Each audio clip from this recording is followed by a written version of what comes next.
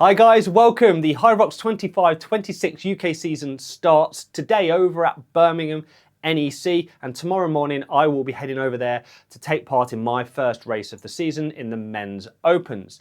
Now, if you have been on my channel for a while, you will know that I have been on something of a journey, 17 races, and each of those races has a video that accompanies it about my race day. Now, I don't simply show race day footage. I like to tell something of a story. I like to add a little bit of context to how any given race goes. And that can include how training has gone, how preparation has gone, or any life events or life difficulties that have got in the way. And this leads me on to create content that is very relatable. And I don't shy away from showing when the wheels fall off, when things go wrong, and things do go wrong. Out of those 17 races, 3 or 4 of those races have been really difficult or really bad for me, and for one reason or another. And I think it important to thrust that material forward to show very realistically what a HYROX race looks like, warts and all. Historically, I've never got the best times at Birmingham. Combine that with Birmingham generally having a big rock zone and considered a slower course, it generally just means that I don't get the best times. Having said all that, that means my times at HYROX Birmingham are quite slow, so it gives me a chance, an opportunity to go and get my best ever Birmingham time. Now, I was all set to do all this. I was on for it, and earlier this year I'd got my 2 personal bests at HYROX Glasgow and HYROX London, and I was looking at Birmingham thinking, right, I'm going to prepare for you, I'm going to come and I'm going to get my best time at Birmingham. That was until about July, I started to notice I was getting pains in my abdomen, down here, lower left quadrant. I've made other videos about it, and I'll probably make another one about getting something that's wrong with you that's a little bit more serious than, say, a pulled muscle or a cough and a cold. This is something that has been hurting me for months now, and I've now been going around in the NHS circles and all the tests and all the various things that they do to help people like me get better, but it has not yet been resolved. So I go into this race a little bit compromised by what's going on with me, and yeah, it will affect me. It means I'm about 80-90% of what I am probably capable of. I'm hoping that it will not bother me too much. Generally, exercise doesn't aggravate it. Sitting in a chair like this aggravates it. So I'm going to head down to Birmingham in the morning. I'm going to start to record my walk the floor video. That video should already be on my channel if all has gone well.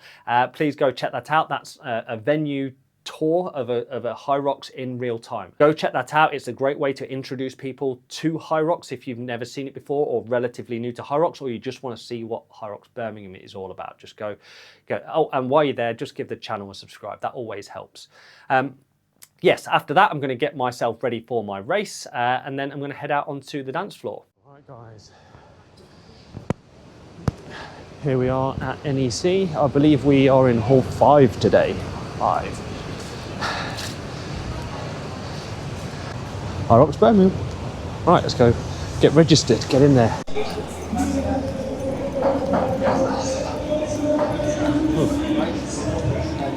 All right, looks like we are straight into HYROX land.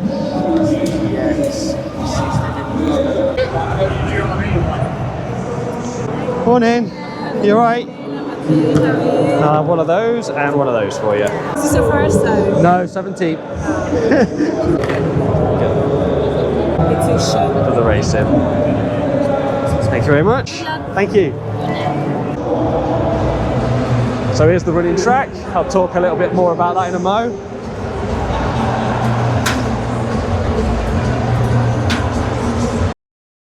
Okay, so this is the part of the video where we take a little look at my own race day footage. Now, this isn't my entire race, that would be hella boring, but rather just the highlights. As I talk my way through it, I'm going to tell you my times, tell you how I did it, and any observations about each of the respective exercise stations. So my race starts, like everybody's does, in the Red Bull start tunnel. This is the big blue box that was positioned over in the right-hand corner of Birmingham. I had done some warm-ups in the warm-up area right next to it before entering the start tunnel quite early on. So I was one of the first people into the tunnel. I made my way to the start of the box, the line. And this isn't because I'm the best or the fastest, but rather I just want Holly, my wife, to be able to see me and get eyes on me before the race so she's not trying to find me as everyone piles out the start tunnel. Now, two things I noticed in the start tunnel. They didn't have the blinds, the roller blind that we'd seen from some of the European races. And the atmosphere in there, it seemed quite sedate. It was quite quiet. And that's because they didn't seem to be playing music into the box like they have done in the past, like the Greatest Showman at some of the old races. They used to play that the Greatest Showman soundtrack into the box. It sort of hyped people up, got people excited. There didn't seem to be any of that. Just the video, the sort of promotional video on the screen and a countdown clock. And people were just stood there quite quietly, just watching this. I guess without that music, it takes some of that away. And so the countdown got to 10 seconds and I started to wave to Holly to say we were about to go. And just before it got to 1 on the counter, all the smoke puffs out and we were out onto the running track. So run 1 was 2.5 laps of the Whore. Runs 2 to 8, they were all just under 2, and this is due to the position of the start tunnel and the in and out arch. So exercise station number 1, it's the ski erg, 1,000 meters as fast as you can. Now when you enter exercise station 1, you will be quite close with all of the people from your wave. So you will come in one after the other like a line of people. There'll be people in front of you, people behind you, but everyone will be quite close. Try to predict which of the ski ergs you're going to get as to not run by the ski erg. And when you start, quite like a lot of people, I do a lot of short rows to get it up to pace. I settled on a 155 per 500 meter pace and I held it at that for a while. That's a little bit slower than what I've done historically, but it's a refinement, something I've learned over time to preserve myself for the next run. At around 750 meters, I'll allow that to drop to 2 minutes per 500 pace and hold it at that all the way to 950, at which point I'm starting to look around for a referee to release me from the ski erg. They started to tell people that you can leave your ski erg once you see the tick on the display. This is not something that's in the rules, nor something that was communicated ahead of time, but that's what they told us on the day in the ski. At around 980, I like to pull one last pull and allow the last 20 meters or so to tick over by themselves. Now this allows me to let go of the handles and stand there and watch the thing whilst catching a few breaths ahead of my next run. This is something I've learned to do and it really does help. I ended up leaving that station having done it in 4 minutes 20, which is about what I want that one to be. I don't need it to be much quicker than that. And I go out quite comfortably onto the next run. So exercise station number 2, it's the sled push. Now the sled push has always been a bit contentious because often it feels a little bit harder on race day than it does when training. This has been muddied a little bit further at HYROX Birmingham with the introduction of the new centre carpet. Nobody really knew what they were going to get until they started to push their sleds that day. Now, I had observed from spectating early that day that the first 20 lanes seemed to move in a little bit more freely than the last 20, the ones at the other end. And I'm not sure why, but that just seemed to be what was happening. I was the 5th in my wave to get to my sled, so I was in that first half, that better half. And as I approached my sled and put my hand on the poles to push, I closed my eyes and just did a little prayer to the sled gods, please move. And as I started to push, I was pleasantly surprised that it felt no heavier or no lighter than at other races. So I did 2 there and backs without braking, and then runs 3 and 4 stopped at the halfway point just to catch my breath and to let the lactic acid go from my legs before finishing the station. Now I did that station in 2:26, which isn't blisteringly fast, but it was a measured effort so that the next run was comfortable. And I exited that station and the next run was about a 4:26, which is exactly what I needed. So exercise station number 3, it's the sled pull. Now we were dealing with the same unknowns as we were in the sled push with this new centre carpet. As I entered the sled pull, I noticed that they were populating in the nearest half, the half nearest the arch, and I started to think, are we going to have the same problems pulling in this part of the carpet than they did in the sled push? So I picked up the rope and started to pull, and it didn't feel that bad. It felt normal, really. I started to pull and I had guys around me that were pulling as well, and we were all walking it back. Within a few pulls, when I realized it was manageable, I started to introduce arm over arm whilst walking it back. This meant that my sled was starting to inch in front of those around me who were just walking it back. Now with the sled pull, this is often about twice as much time as it takes to do the sled push, so it does feel like it goes on for quite some time. I often make sure that I run the backwards and forwards. It's often a place where people will walk or go slow, but it's valuable seconds saved. And then you can just keep going. And I keep walking it back, arm over arm, walking it back, making sure that I don't tread on any of the lines and keeping my rope inside the box. All 4 lengths done without too much drama and out onto the next run. So exercise station 4, it's everybody's favourite, the burpee broad jumps. Now, if you've watched any of my videos, my race day or walk the floor videos, you will know that I hate the burpees. I hate them. They are the absolute worst. They make me feel terrible. I'm just dreadful at implementing them. But obviously we've got to get through them to get out of the first half of a HYROX race. So here we are. I run into the arch and I put my hands down on that pink line and I start to do my first few burpees. My first few ones are often quite spry, but I can't sustain these through the entire thing without stopping. So I, over time, have refined how I do these to what I call the old man burpee technique. This is the knee up technique, where you put your chest to the ground and instead of jumping both feet up together, bring one knee up and then the other. This just does save quite a lot of energy and it allows me to be consistent all the way through the station. As I entered, I noticed that the head judge had clocked me and I clocked him, and he was on me all the way down the first side. He was shouting support at me and encouragement and telling me to go faster and giving me some hints and tips, but he was also watching my hand placement and my feet placement. Now, the things he was looking for is dropping my hands no more than 30 centimeters in front of my toes, as well as the takeoff and landing, the feet must be together. So I was doing my best to do all of that and keep going, and he was shouting all of this wonderful stuff at me, which seems a bit of a blur now. I thought I might leave him in the first lane of burpees and he could go back and bother somebody else, but no, he followed me all the way to the exit line. In the end, I did a 4:20, and this is among my fastest ever burpees, so thank you very much to Nuno, the head judge on burpees. So exercise station 5, it's the row, 1,000 meters as fast as you can. Now, when I entered the row erg, I noticed that the people that were already in there and the people that I ended up sitting next to were not from my wave. I think I'd caught the wave up ahead of us, and as such, these were the slower people from that wave. Now, when you row on rowing machines, what you can generally find is that you match the rowing cadence of people around you.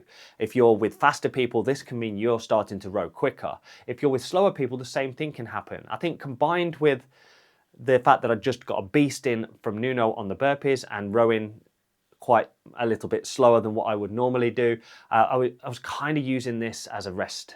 I was catching my breath, and that, yeah, I think that's what was happening.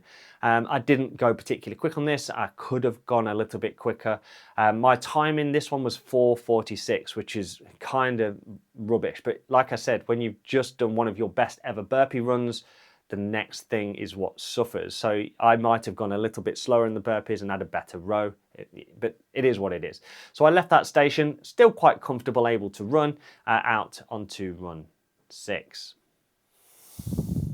So exercise station number 6, it's the farmer's carry. Now, I love the farmer's carry, and historically I've tried to run parts of it, but this often leads me to reducing speed as I get toward the end and then being gassed before the next run. So over time, again, I have refined how I do this to the fastest possible walk I can do. It's like a power walk. It looks a bit funny, but it's quite a speedy walk, but it's one I can maintain throughout the entire exercise. Now, it means that I'm going fast enough that my grip doesn't fail. I can do it all in one go, and it's still a relatively decent time. But most importantly, it means that I can leave that station without being too gassed for the very next run. It was 2 laps at Birmingham, 200 meters, and then out onto run 7.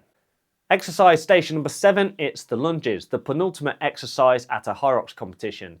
20 kilogram bag onto the back of the neck, to the start line, lunging over it and just going for it.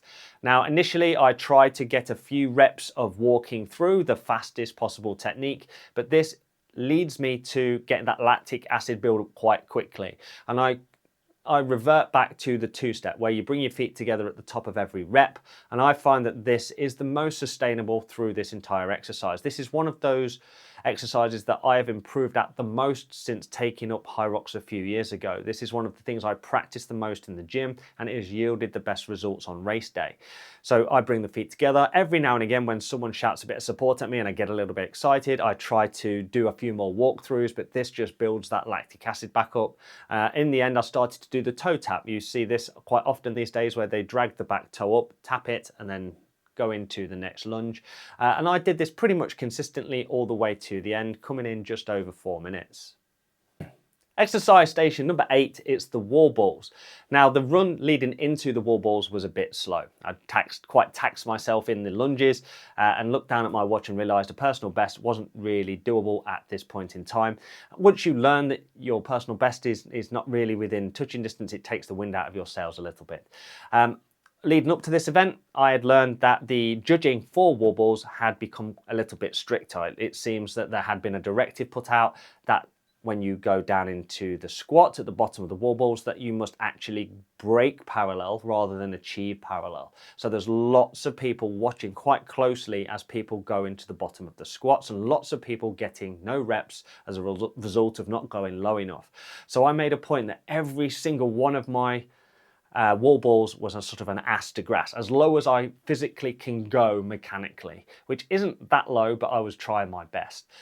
My first cluster was 25 before having to drop the ball, and I fully anticipated doing another 25 after that. However, that was the point where my body said, no way, Jose, you're not doing another 25. Just make peace with doing a 15, a 10, a 10, a 10, a 10, a 5, a 5, all the way through till the end. I did quite a sad 5.5 minutes of wall balls before finally sprinting up to the finishing platform.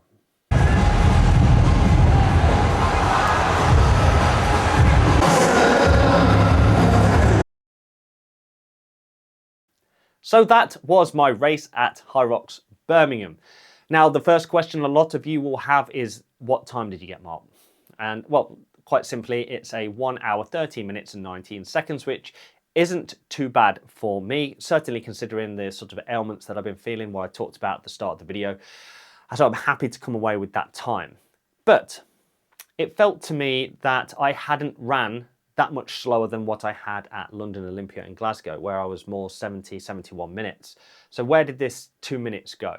It got me to look into the numbers. I had a little bit look back through the stats, and I had a look at the rock zone times at London Olympia, Glasgow and Cardiff. Now, the rock zone times running at my pace at those venues was around 4 minutes or just under. The rock zone time at HYROX Birmingham was about 5.5 minutes. It's a little bit longer at this venue, no doubt about it. And that's because at these big exhibition halls like the NEC and London Excel, where they've got a giant box to fill, when they've got the exercise stations, they space them out a little bit and the spectator zones get wider. But this means that the rock zone going in and out of the exercise stations also increases. And this is done 8 times, so it's multiplied 8 times, and it builds up over the course of 8 exercises that you lose that time, and that's where this feel of slow and fast running courses comes from.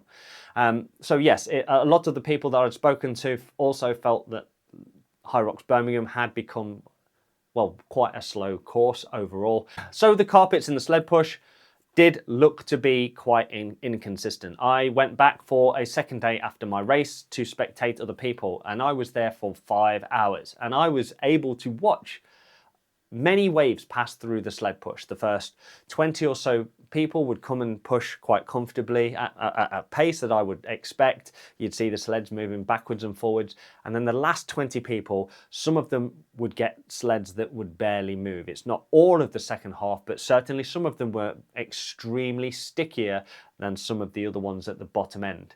Over the course of 5 days, does the carpet wear different? Does it, after 5 days, carpets are normally put down to last for 1, 2, 3, 4 days, but we're now at competitions where they're being expected to last 5 to 9 days.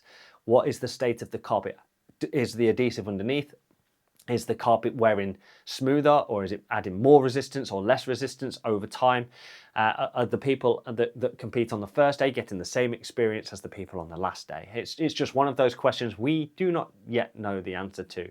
And unless you're the sort of person that does multiple events on multiple days, none of us are ever really going to know. One of the takeaways from HYROX Birmingham is the increase in the movement standards and how they were being monitored and managed by the referees on the day. I think this is something that HYROX have been trying to improve on over time, and it was very noticeable at this event. Most specifically in the wall balls, people not breaking parallel were being no repped, and this was a bit contentious at times. People were getting lots of no reps for not hitting depth, but it's nice to see it being upheld. It was also a noticeable improvement in the burpees in that station. Everywhere else seemed to be quite business as usual. There was the people on the running track to say fast people could go in the fast lane and slow people should stay out of the fast lane. That was new for this event as well. And I think this is the part of the video where I like to say a thank you from me as a competitor, as a consumer of HYROX, to thank all of the volunteers that give up their time, as well as all of the wonderful head judges that man these stations for incredibly long shifts throughout any given day of the 5 days of competition. Yeah, just wonderful guys. Thank you very much for all of your support and giving your time to keeping this sport what it is. Right, at the start of this video, I mentioned that I had been suffering from pains in my abdomen. And if that wasn't enough, the night before HYROX, before my race, I slept funny and woke up with like a ricked neck, like a hurt neck. So I'd gone into this race quite compromised on a few fronts. Now I'm happy to say that when I actually started my race, I couldn't feel anything that was wrong with me. I felt really free when I was out running that race, and it was only later when I started to hurt again. But know this, that I've got a couple of scans next week, and so hopefully get to the bottom of it and make a nice recovery ahead of the next event, which is HYROX London XL, which I'm very excited about because this time last year I ran with John Steventon and we ran it as Deadpool and Wolverine.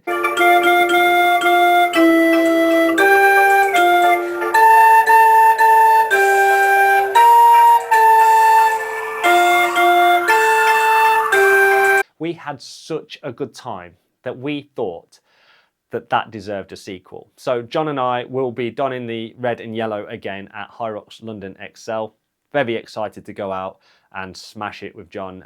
It's one of my favourite HYROXes of all time. So yeah, it doesn't matter what time we get. It will be just so much fun. Please go and check out last year's London XL video. It's out there already, but there is another one of those coming.